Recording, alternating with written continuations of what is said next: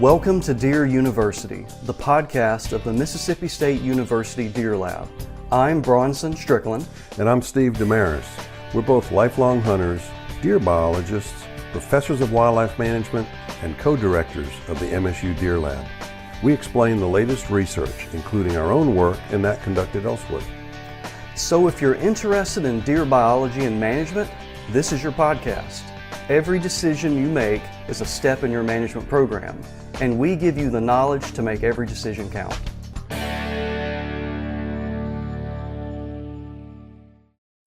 Bronson, one of the unique things about our podcast is that we don't take any sponsorships, we don't make any money off of commercial products. But There's a but? and there usually is, but we do have costs associated with producing this podcast. So essentially, Steve, you have to figure out a way to pay for it. The production costs, you have the subscriptions for managing the podcast and getting it out. And currently we are self-funded, I guess you would say, is that we're kind of absorbing the cost for putting this on, and that can become a limiting factor. If someone wanted to help us with this process, how would they go about doing that? Yeah, so we just wanted to take this opportunity to raise an awareness. If someone wants to give, we would be grateful if they gave. Yeah, we have a donate button. If you go to our website, msudeerlab.com, there is a donate button there, and if you click on that button, it's pretty much self-directed. It could be a one-time gift. It could be the equivalent of buying us a cup of coffee. It could be the equivalent of buying us a pack of broadheads or something like that. So we're not asking for some large gift. All we're asking for is if you have the means and desire to help us out. It could be a one-time gift. You could even make it recurring, where it's something once a month you wanted to buy us a cup of coffee. Mm-hmm. It would really go a long way in helping us bring more of these podcast episodes to you. Yeah, and another part of a lot of our research that we do, that we talk about it, it's often funded by state agency grants and federal aid dollars and things like that. But we also have a lot of side projects that we're doing where we, $100 donation could fund an undergraduate technician collect data for 10 hours. Yeah. Or $100 can buy a trail camera that we need to collect data in the field, for example. That's right. The little costs that are the cost of research can add up. Certainly we're going to keep doing this. It's not like we're going out of business, but we're going to keep doing it, and if somebody wants to help, that's great. If not, then keep listening, because we're going to keep talking. Keep on listening. We're going to keep talking. If you can help us, fantastic, and we'll put the money to good use. Okay, great. Welcome back to the Deer University podcast. It has been a few months, and I apologize. Hunting season and Christmas break and so forth got in the way. But I am very, very lucky, and you people listening are very, very lucky for a treat today. And I have my good friend and colleague, Dr. Craig Harper, from the University of Tennessee. He is the Extension Wildlife Specialist there. And this has been something we have been trying to do for, I'm embarrassed to say, a couple years now, and we can never make it work. So I have finally got him corralled in a corner here, and he's going to talk to us for a little bit. And one thing, I'm going to brag on Craig because he's too humble and will not brag on himself. I believe Craig, at least with people I work with and know, I think he is one of the most trusted and respected professionals when it comes to wildlife habitat management. Certainly with deer management, that may be his specialty, but when it comes to turkey habitat management, waterfowl, dove fields, you name it, he is really one of the best. And so there, Craig, you don't have to... Do I owe you money, or...? You're going to slip me $100 when it's all over. But so anyway, Craig, thank you for taking the time. You have my pleasure, Dr. very little of Strickland, it. my pleasure. What I wanted to begin with is you get to travel a lot all over the Southeast. You've seen a lot of places, whether it be properties managed by government, properties managed by state wildlife agencies, properties managed by individuals that are interested in deer, turkey, quail, you name it. And you could probably list 100 or more little things you've seen over the years that have needed a little nip and tuck here and there. Can you generalize that based on what you have in your memory, what's probably the most common habitat management mistake, the most common thing you talk about that people need to correct? When you say habitat management mistake, are you talking about deer habitat management? And let me back up, I used the wrong wording there. The biggest habitat deficiencies you see, and let's keep it for deer. Habitat deficiencies you see for deer that can be corrected with management. Probably the most common is mowing. People want to get outside and do something, and it's just something that they've done for so long, and if they come from a family who's on land, their daddy did it and their grandpa did it, to get on the tractor and go mow the fields, because that's something you got to do, right? You got to clean them fields up. And there's lots of reasons why you wouldn't do that. And I'm not saying you should never mow, but number one is the aesthetic. People think it looks good, when I've mowed a field. And if I haven't mowed the field, then it looks, all brushy or weedy, unkempt. What will the neighbors think? I don't know. It's just all kinds of excuses. My gosh, that's looking snaky, But they think also that by mowing, they increase the nutritional value of the field, and that's just false. Grasses grow from the base up. And so the oldest material on the grass is the tip. So if you mow grass, then you have new growth coming up and less older material, and so you will increase the nutritional value of grasses by repeated mowing. But by and large, deer don't eat grass, with some noted exceptions like wheat, oats, and in late winter, eating little just emerged grasses, etc. So grasses, wherever you are, with regard to naturally occurring forage, is essentially last on the list of items that deer are eating. Primarily, if they have them available, deer are eating forbs, broadleaf herbaceous plants, as you well know. And so think about how a forb grows. The youngest piece of material on a forb is the leaves. See, it puts on new leaves, most species of forbs, puts on new leaves on the tips.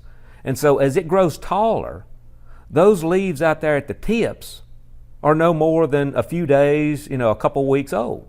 People don't realize that. Yeah. So if you had a field that has forbs 4 feet tall and you mow it down and you collect that plant material and analyze it for nutrients, digestibility, it's going to be very high in nutrient content and highly digestible, but you have no cover. And so if you didn't mow and you only collect those portions of the plant that deer would be eating, not a whole plant sample and grind it up and send it to the lab, but just those portions of the plant that the deer would eat, those are young portions of the plant. So how much material do you have on a forb that is 3 to 4 foot tall that's relatively new versus one that's 3 or 4 inches tall? So you have more high quality food on not all, but most species of forbs that deer would be eating on, plus you have the cover. Fawning cover, and then according to what species it is, in the wintertime, deer even would be using the field for cover, especially out there on cold, sunny days. So in a nutshell, repeated what we sometimes call recreational mowing Yeah. is what I would consider probably the most ubiquitous mistake. And so much of what people do is, well, I don't know how, I'm not trying to be offensive, but they don't know any better. And Sure. so they don't necessarily know that if I disked this instead of mowing, what effect would that have on the plant composition? If I burned it, how could I change plant composition?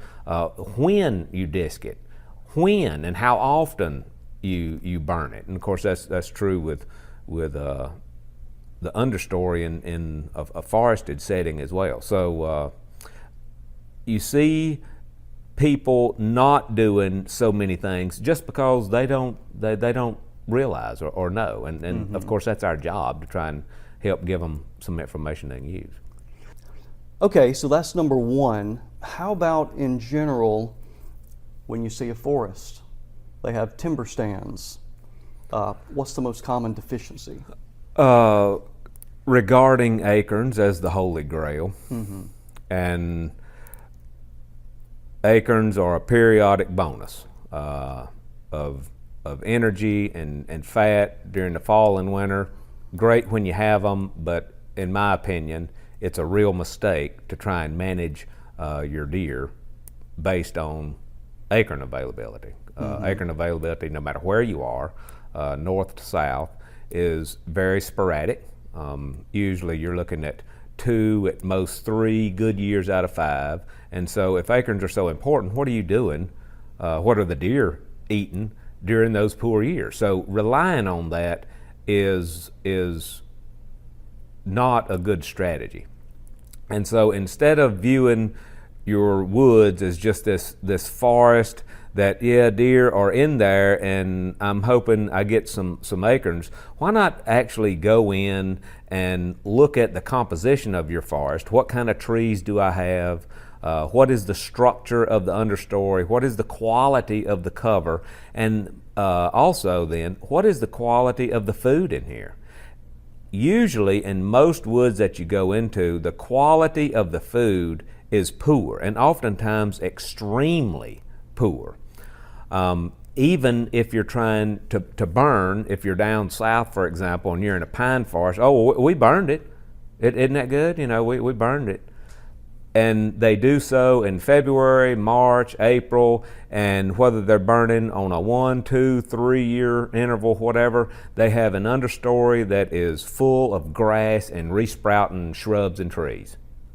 And if they would transition their burning to a different timing, and oftentimes with a different frequency, and it could be more or less frequent depending on the objective, you could have much better food because you would be encouraging more forbs, and you also could have better structure that would encourage more deer movement during the daytime.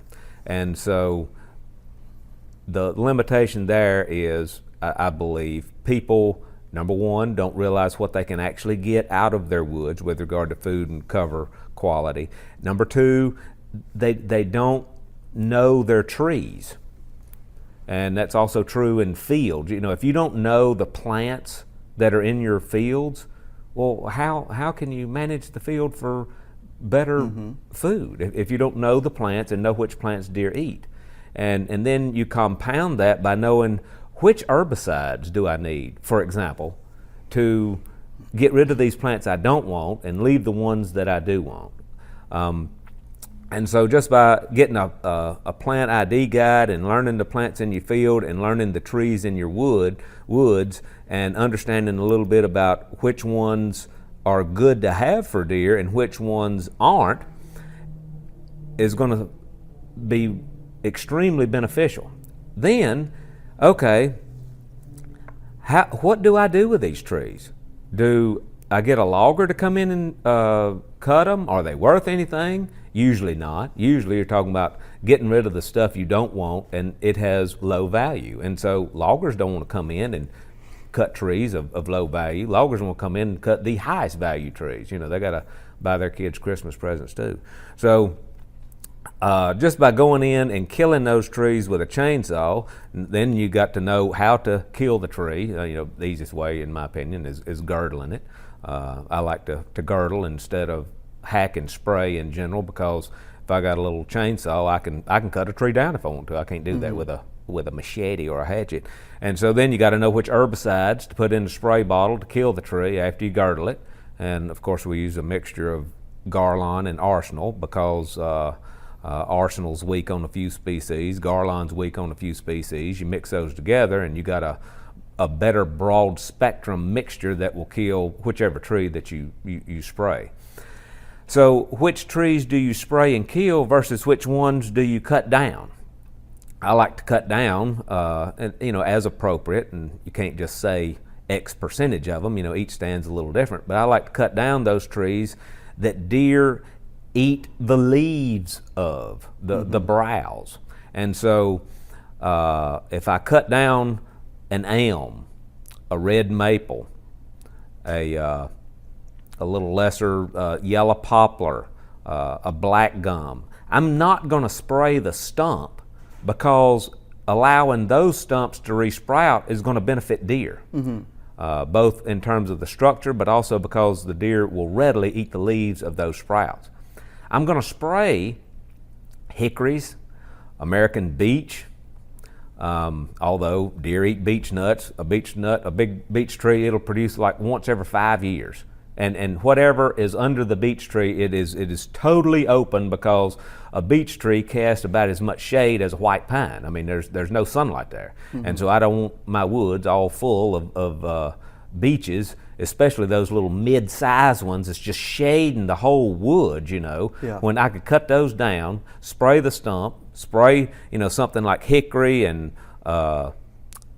sourwood and of course, sweet gum, other species that deer don't readily eat the browse of. But now, as you said, according to how hungry they are, they'll eat pretty much any one of them. But I'm not going to be at that extreme, because I've managed the deer herd with bullets by bringing the density down to where it should be, that there's adequate food for all of the mouths that are there. And so you leave the trees to sprout that the deer eat.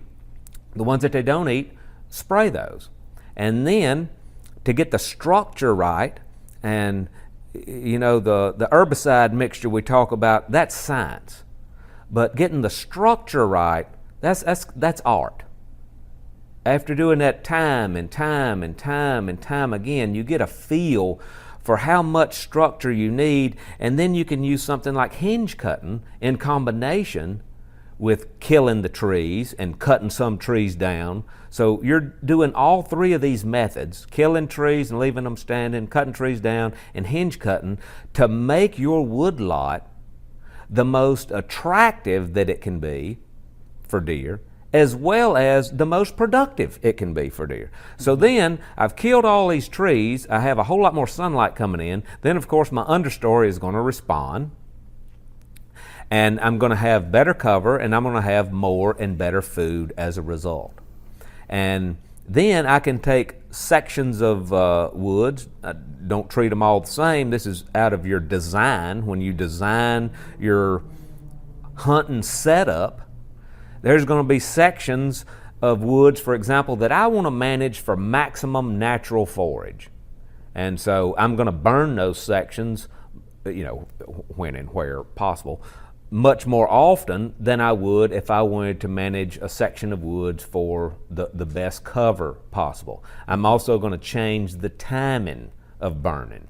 If I'm trying to perpetuate the best forage I can, I'm going to use more fire during the latter portion of the growing season than I would if I was just managing for structure. If I'm just managing for structure, then the easiest time to burn is during the dormant season. You got full sunlight coming in and the energy hitting the forest floor, things are dried out, and you can burn just about anything at that time of year. And so if you burn at that time of year, you're top killing all of those sprouts, which is good. Once those resprouting trees get up there about 3 inches or so in diameter, it's time to burn, because if you wait until longer than that, you're going to have a really hot fire to top kill them, and that's obviously a little more risky than having a low intensity to moderate intensity fire. And so once and also the stand is starting to open up, once they start getting of a certain size, of course. And so it's time to burn it again, and allow those trees to resprout. And every one of them's going to resprout when you burn in the wintertime. Likewise, if you burn during the early portion of the growing season, you're not getting rid of trees by doing that. They're all going to resprout. They'll resprout if you burn in April or May just as readily as they do if you burned in February or March. So understanding your timing of application and setting aside various areas predominantly for cover, managing other areas predominantly for forage, and then of course meshing in some food plots, for example, in with all of that helps get you where you want to go much faster than if you left your woods alone and you're just relying on acreage. And by the way, I'm not cutting down the trees that are my best acorn producers. You're leaving them. So Right. you're just getting rid of the trees you don't want, leaving the trees you do want, and then the trees that you do want, their crowns can expand because they have room to expand. And so then even if the tree is a poor or moderate producer with a larger crown, by default, you still get more mast. So, Yeah. and of course that's especially true with excellent producers. So you reminded me something that I wanted to ask you about, because to my knowledge, you and your team in the past are the only ones that have ever done this. And I want to say, I think y'all wrote an article on it in in Quality Whitetails, I believe. Tell everyone the results of fertilizing oaks to increase acorn production. Fertilizing didn't increase anything. Yeah. And that goes against dogma. Everybody knows if you put out fertilizer, whatever it is, it's going to be better, right? Well, I remember contacting a fertilizer company back in the late 1990s, 98, 99. You see all these advertisements about increase the acorn, and they're sweeter also, by the way. Yeah, they taste better. I don't know if you knew that, but they're sweeter too when you fertilize. So I called the representative of this company, and I asked him about it. I told him who I was, and I said, look, I talk to literally thousands of people every year. And I said, if this is the case, if you can provide me with a little information, the study report or whatever, obviously I work for Extension, and, science-based information is what we try to provide to folks. I imagine, it's gonna help increase the number of people that do this. And the guy, he hemmed and hawed, and I was on the phone with him for about 20 minutes before I finally said, look, I got to go. I said, but if you can send me something, I can promote this practice. He said, well, we don't have any data. And in my I don't know, ignorance or whatever, I thought, well, you don't have, just gullible. I thought, well, you don't have any data. And he said, well, no. And I said, well, how can you say that? I said, I'm looking at the advertisement right now. It says, once you apply this product, it will lead to more increased acorn production and sweeter acorns. I said, surely you measured this some way. And he said, well, no. He said, and these are his words verbatim. He said, it just stands to reason. Yeah. And I just paused. I thought, oh my gosh. In my gullible nature, I thought, this has not even been checked. Mm-hmm. They're making statements that they have no clue as to whether it's true or not. Yeah. And so, I didn't know if it's true or not. And it have to admit, it has some intuitive appeal that would happen. Absolutely. But nobody's ever tested right. it. Mm-hmm. And so I thought, okay, that's something I need to do. And I have always, when I see these claims in advertisements, is that real? Let's set up some little experiments, see if we can collect a little information here. So anyway, we started that, and we collected data for 10 years on 100 and some white oaks, collected acorns under them for 10 years.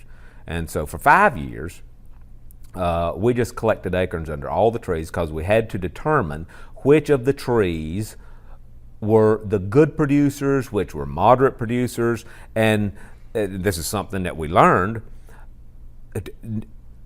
Nearly half of the trees were just poor producers, and some never produced an acorn. I would never have guessed that. You know, you walk around in the woods and you see trees that don't have any acorns under them of a given species when others do. But I don't know, I guess maybe you just think, well, I guess that one hasn't dropped yet. Yeah. Well, it's not going to. Yeah. It's not a dropper. and so, you know, roughly, I think it's like 40% of the trees produced 70 or greater percent of the acorns, and this is of white oaks. And so we took a portion of the good producers, excellent producers, poor producers, et cetera, and we divvied out the treatments on those, you know, proportionately. And the treatments were to thin around the trees by killing the adjacent trees that were competing with the crowns of the tree that we were collecting acorns under, and fertilizing the trees, and thinning around and fertilizing. And the fertilization had absolutely no effect, zero. However, thinning around the trees did lead to increased acorn production in two ways. Number one, the crowns expanded, and so the size of the crown increased in diameter, but also the number of acorns collected per square meter was increased, which means the trees that were thinned around had to have increased the density of stems in the crown to that and the depth in order for it to have more acorns per square area, you know, under the tree. But regardless, that did lead to increased acorn production. And the other things, such as, you know, how often do you have a good mast year? And there's lots of studies that have looked at that. There's lots of information on that, and that's true regardless of species. And then just to know what percentage of the trees out there are producing little to nothing. And so by doing a little math, if you go into a pure stand of oak trees, solid oaks, you can kill or cut down 50% of your trees and increase the acorn production. That's fascinating to me. Absolutely. Not to mention the fact that there's, you know, relatively rarely do we have solid oak stand, you know, almost the vast majority of the time it's a mixed stand. So then you can just go in and simply take out those species, and of course individuals of oak trees that are not producing, and you're increasing your acorn production, and you're increasing the forage production in the understory, and you're increasing the structure.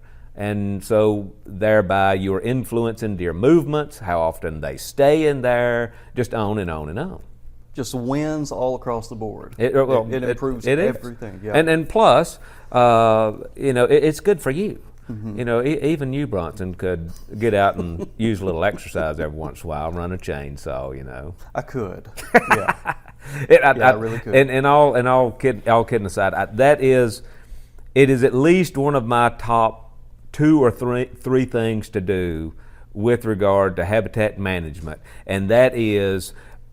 And I probably shouldn't do this by myself, but I do. It's like therapy.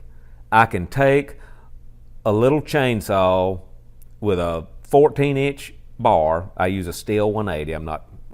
Steel certainly doesn't give me any money or send me any free chainsaws, but I do love that chainsaw. It's cheap. It works great. You can carry it all day long, and you're never strained.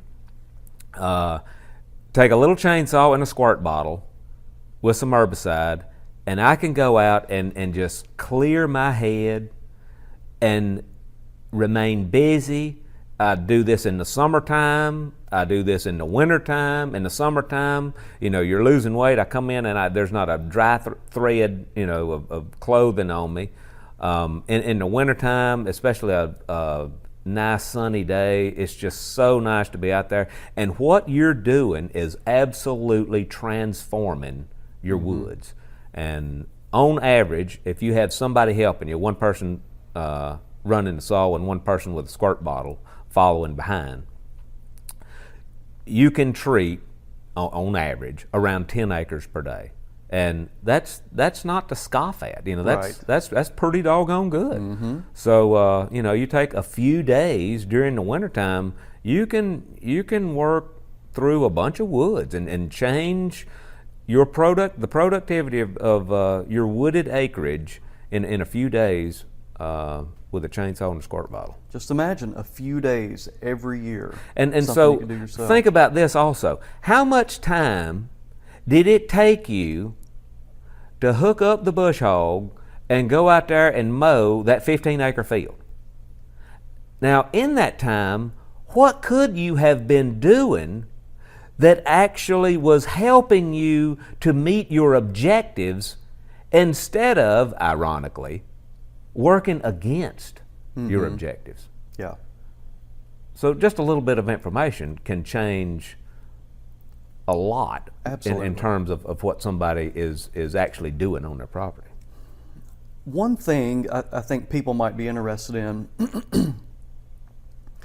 if they were going to do this, thinning to increase acorn production in the manner you described, would you recommend, for them to determine the excellent producers, monitor for 3 years, 2 years? No.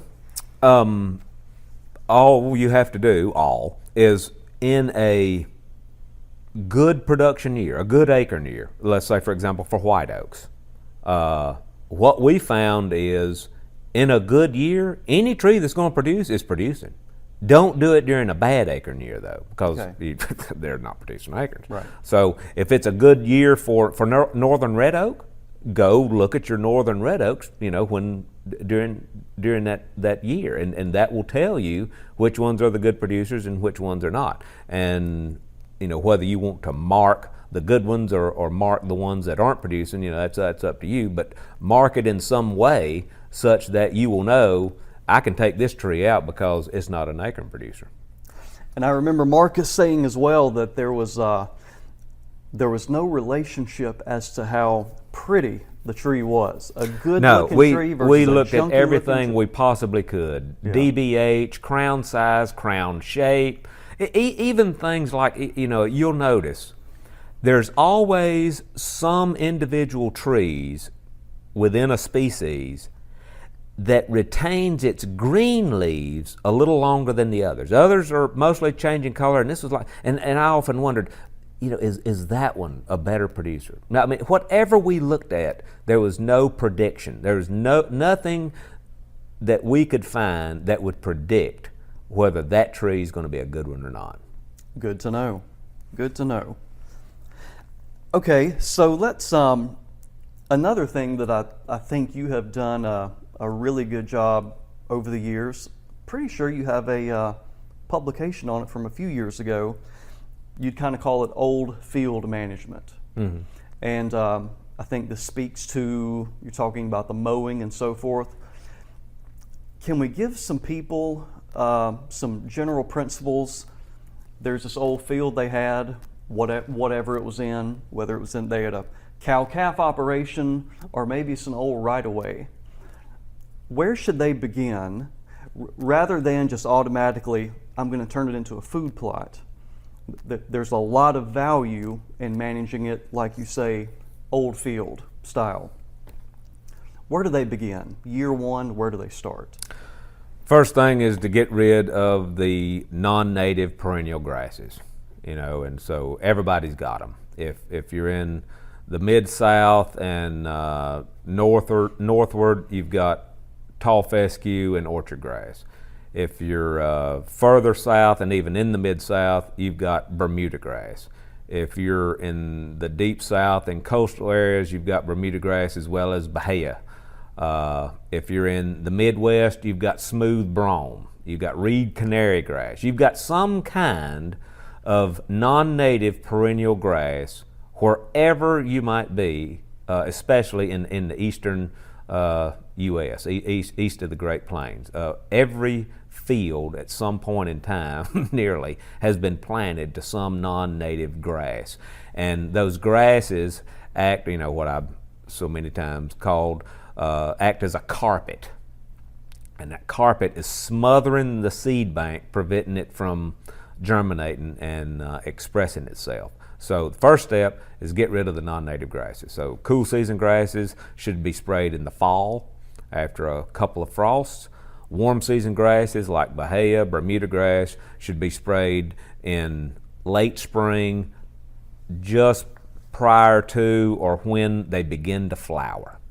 Okay, so that's number one, and then let succession happen? Let the seed bank respond and see what you got. How often do people need to go in and plant anything in terms of planting grasses?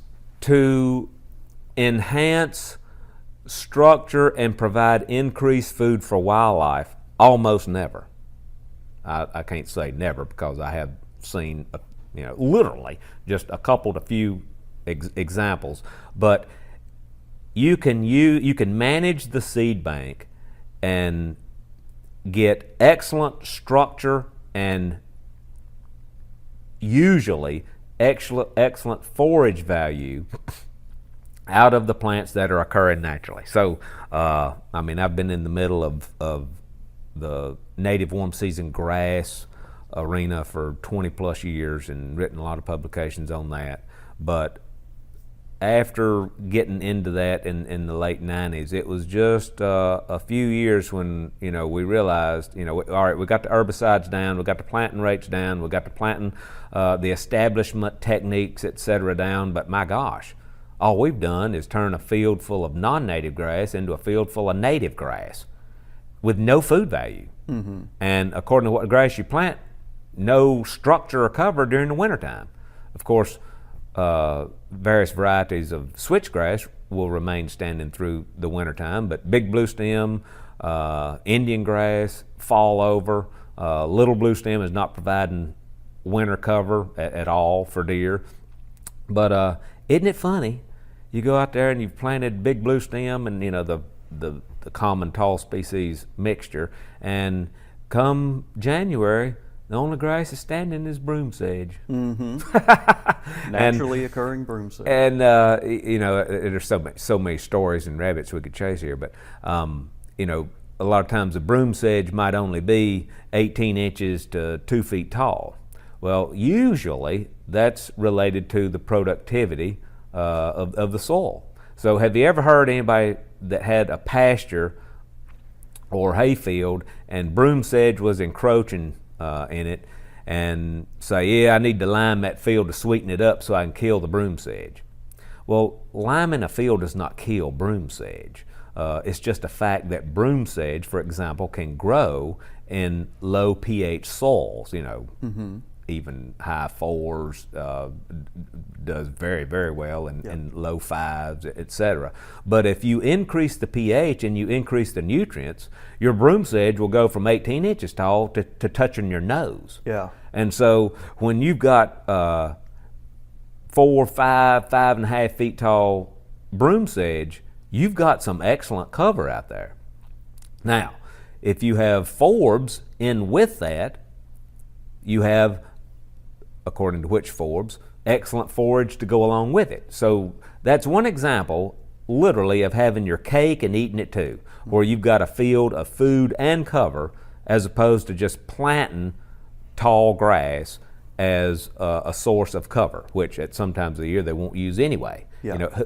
Who wants to lay in a field of switchgrass in July when it's 95 degrees. I mean, that's terribly uncomfortable. Right. That's not fawning cover. That's a heat trap. Yeah. They're going to be where there's some shade. So then actually having, some shrubs and small trees out there, whether it's a sumac motte or scattered oak or hickory or whatever it may be, plums, of course, whatever, having some, sumac, having some sources of shade and variable structure through your old field make it so much more attractive to deer than just having a field of grass, for sure.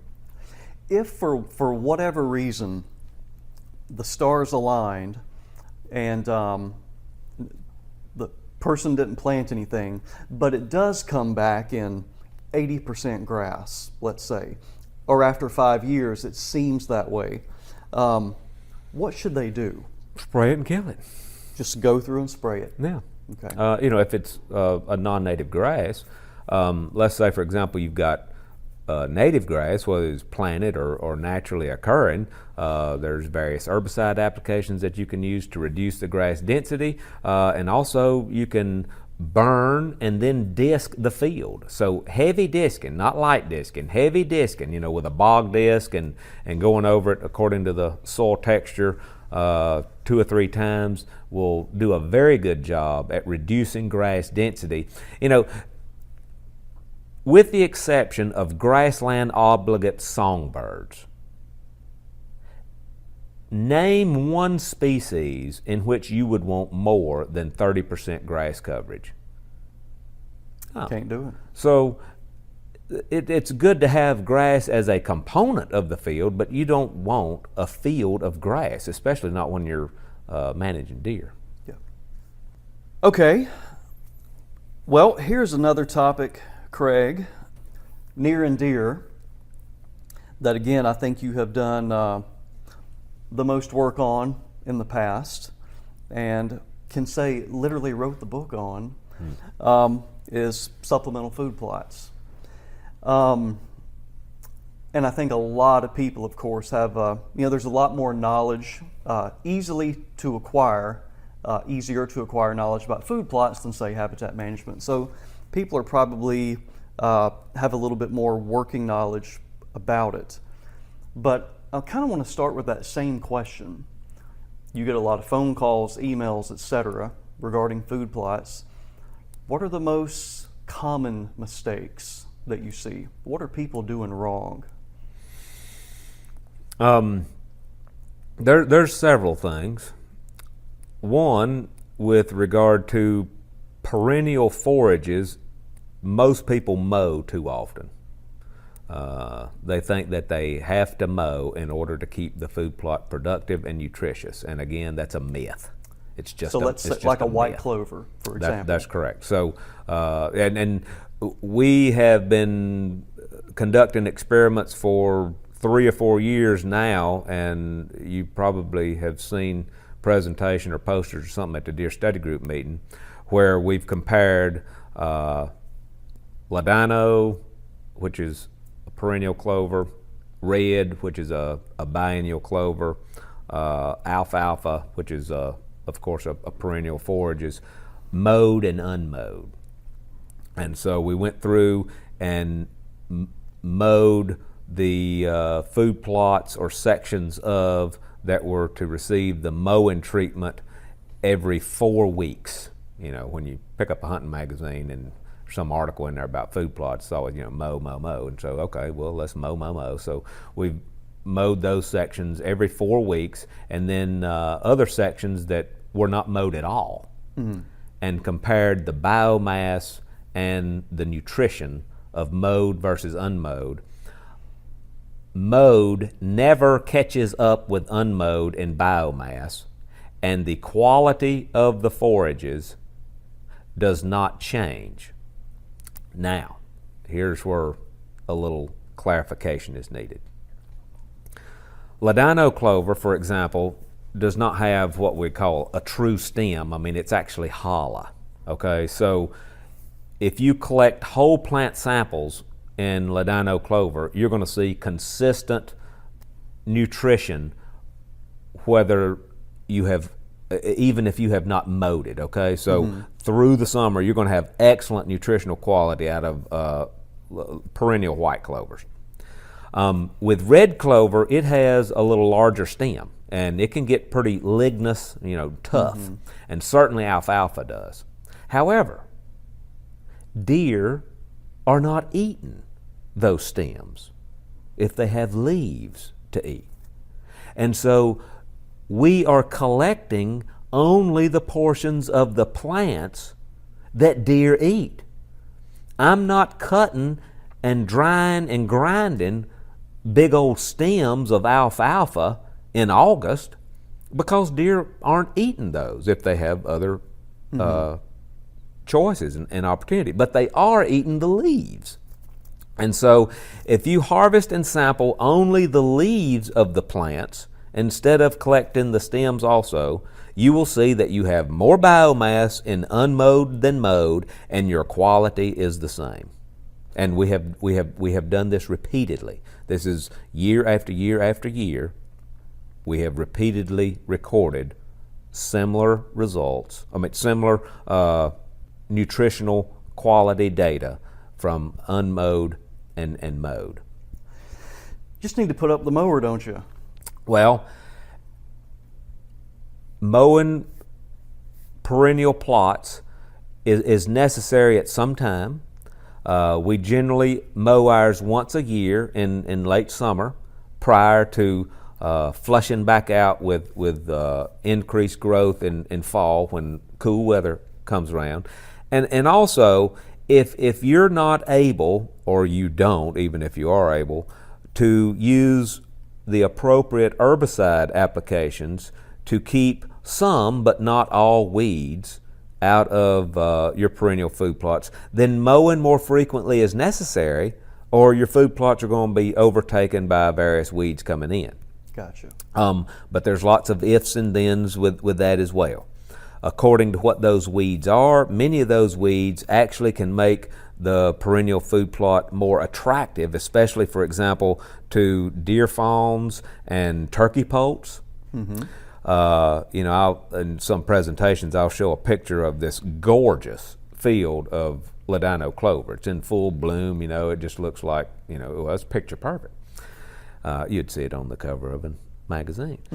And so I asked the audience, if you are a 3-week-old turkey poult, would you rather be standing in the middle of this field right here trying to find a grasshopper?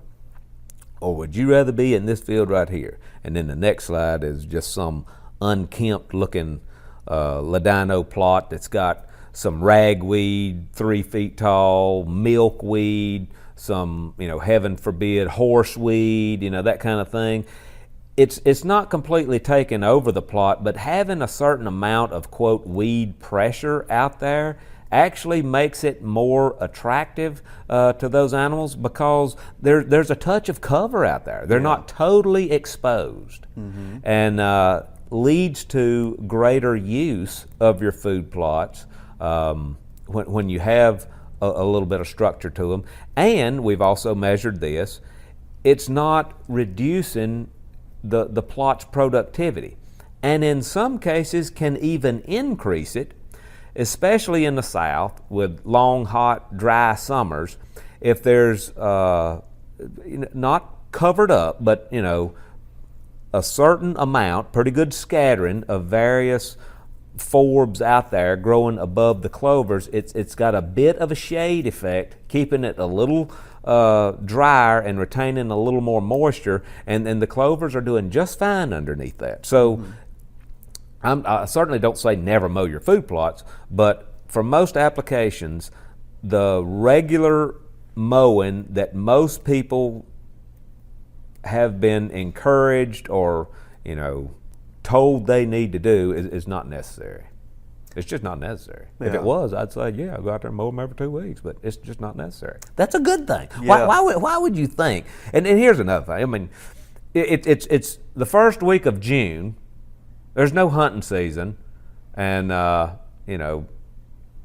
you're hanging around and you want to do something, why would you go out there? You got 3,000 pounds of standing forage in your clover food plot. Why would you go out there and just mow half of it down? Why would you do that? That makes no sense whatsoever. You have worked very hard to grow that and provide that for deer. Let them eat it. People think you got to stimulate the quality of it, that you have to mow it so this new growth is going to come in and have greater nutrient concentration. Well, I mean, the data that we have collected clearly shows that is false. That is great information. Great information. Okay.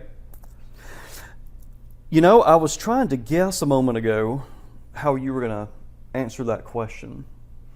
And I thought you were going to say, because I sure say this a lot, they've never had a soil test in terms of mistakes. I thought you were going to go with planting rate. But you played the mowing card. So I think I said there are several. So you're correct. There are several things, and a lot of it is just kind of human nature where we want to cut corners, but you generally get what you put into it. So if you're gonna, my philosophy is if you're gonna do food plots, do them right, and if you do them right, you don't have to plant as much as you would if you don't do them right, because you're going to get greater productivity. Well, Craig, we have covered a lot of ground here. I've got 2 more topics I hope you'll expand upon. You just completed a book on food plot management. And again, my goodness, this is like 20 years. Can you believe it? 20 years of research you put into this. Yeah. Where can people find it? If somebody wants to, and it is a tremendous work. More information in there than I think you're going to find anywhere else. So it is a great book to have as a reference. And if people wanted to buy it or look at it online, where can they go? They can purchase it online from a website. The address is noxopublishing.com, NOCSO, noxopublishing.com. And also it is available through the Quality Deer Management Association. QDMA sells the book through their online site, The Shed. Okay. Yeah. So that is probably the reference that I go to the most. And other good information in there, it's not just the different forages, but there's also herbicide recommendations, what works best. There's also a guide to the real common weeds you're going to see in plots. So just, again, the most comprehensive guide I've ever seen. Well, I appreciate it. It has been a long time putting this information together, but it was a labor of love, so to speak. I've so enjoyed all the food plot work that my graduate students and I have done through the years. But I provide not only planting recommendations, but all of the herbicide recommendations. There's appendices that provides information on the herbicides, as well as the effect of various herbicides on various weeds.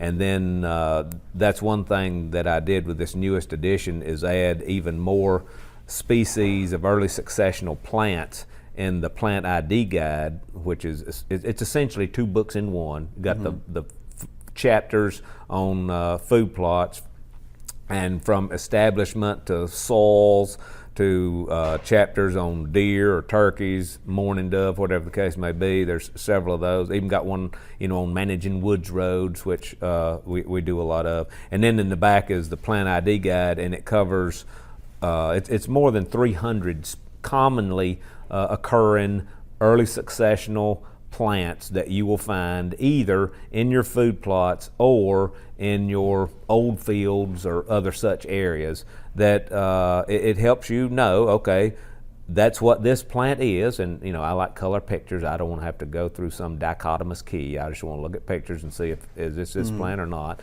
And then the other thing that I did that I hope people will find useful is provide information as to whether this plant is good for deer, good for turkeys, do songbirds or doves or whatever eat the seed. If it's not, well, what do I do to get rid of it? And so there's herbicide recommendations there as to here's what you would need or do to get rid of or reduce coverage of this plant. Last thing I want to ask you, Craig, I know we have to wrap up here. Do you have a success story in particular that maybe someplace, the things that they did to really turn it around? I mean, I know you've worked with a lot of properties. Do you have any good success story of they went from here to here, the limiting factors they were able to address, and now, they've completely turned it around? Yeah, I have several of those actually, and that's very, very rewarding. To work with people and help them find answers and solutions to problems, and help them to address things to help them reach their objectives. I'm thinking about various ones. One of the ones that comes to mind that when I mention this, people's eyebrows raise. Years ago, I started working with some landowners in western North Carolina up in the mountains. True mountainous areas, not down in the valleys, but in the mountains.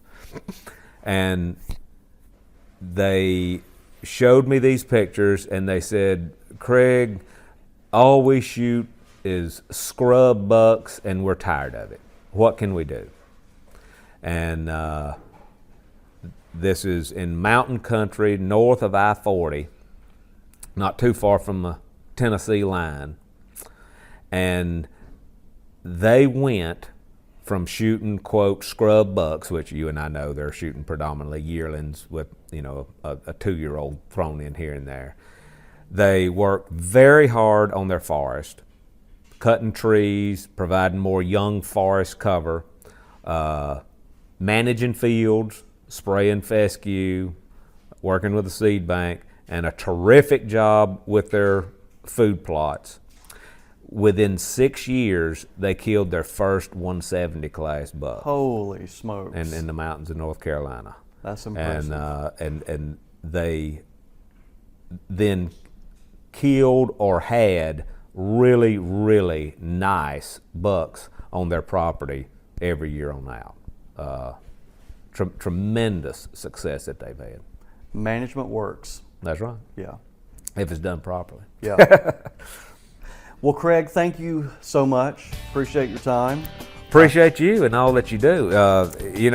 You are a tremendous source of information in all of the deer management and deer biology work. So likewise, I share as much of your stuff with people as I do anybody else's. Thank you very much. See you next time.